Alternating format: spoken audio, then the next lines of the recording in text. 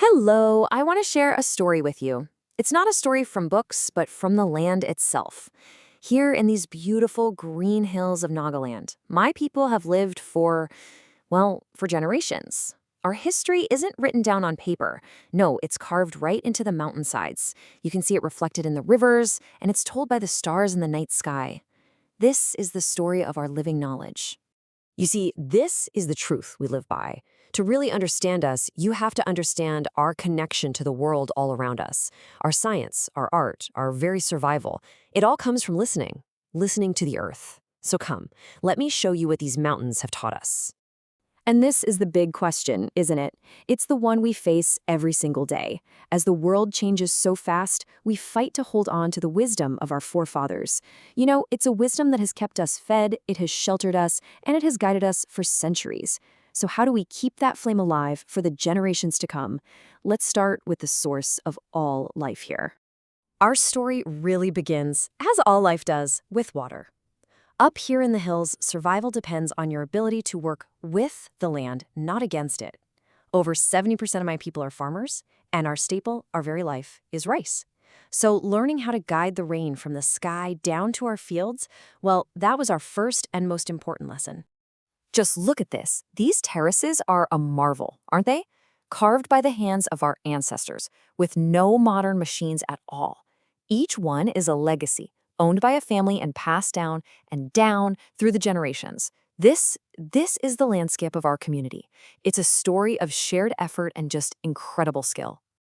Now, a lot of outside researchers have come and called our system Zabo, but that name only refers to one small part of it. A Zabo is just a little pit for keeping fish. The true heart of our water management is what we call Ruza. In my Chukri dialect, Ruza means a large pond for collecting water. It is the reservoir, the source that feeds everything else. And the system itself is so simple, but it's just brilliant. It all starts way up high in our protected forests, which act like a natural catchment area. We cut channels to guide the rainwater. We even collect the runoff from our village roads into these Rusa ponds that we build on higher ground. And then, when the time is right, we just let gravity do all the work, releasing the water to flow down into the terraces below. No pumps, no electricity, just the wisdom of the land. And believe me, this isn't a small operation. In just a single village, Kolkruma, there are more than 200 of these Ruza ponds, and they aren't owned by just one person. No, each pond is shared by many farming families. It's a system that's completely built on community, on cooperation, and on a shared sense of responsibility. And the results of this system? Well, they're a real bounty for our people. It allows us to grow so much more than just rice. We cultivate something like 17 different varieties of it. But along the terraces and the water channels, we also grow fruits like mango and guava, our famous king chili, potatoes, rajma beans.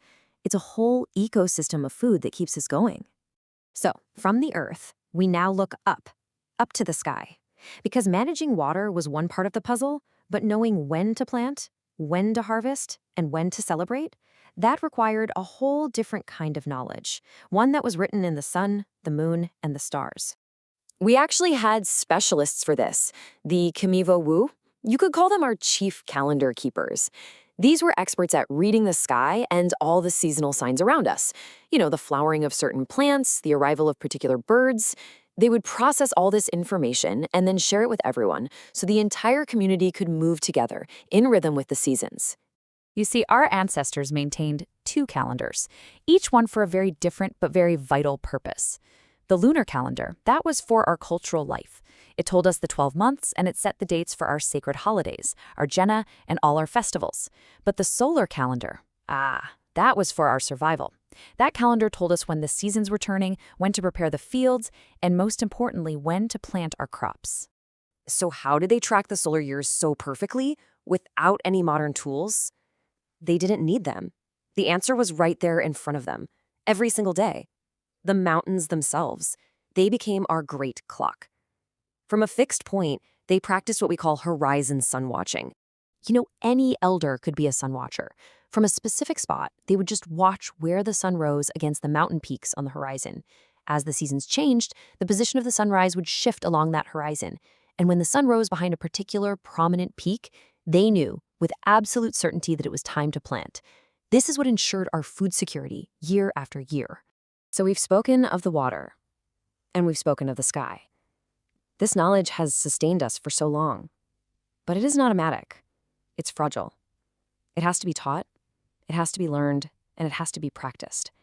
And today, we worry if the future will have a place for our past. A perfect example is our traditional houses. For centuries, we perfected the art of building homes from timber, bamboo, and thatch, all materials from our own forests. But now, even in our own villages, these houses are vanishing, being replaced by modern materials. And this really shows you the heart of the problem. In my forefathers' generation, almost every single man knew how to build a complete thatch house.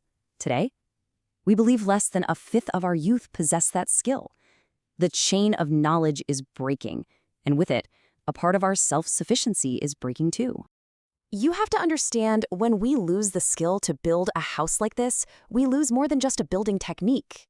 For example, a traditional home of the Sema people is like a map of our family life. The akishekoho is for pounding rice, the abade labo is where the unmarried daughters sleep. Every room has a purpose and a meaning that's tied to our social structure. And this brings us right back to our central question, because when this knowledge of the water, of the stars, of how to build a home, when it all fades, we lose more than just practical skills. We lose our connection to the land, we lose our unique identity, and we lose the very wisdom that allowed our people to thrive in these beautiful, challenging hills for centuries. What we stand to lose is a part of ourselves,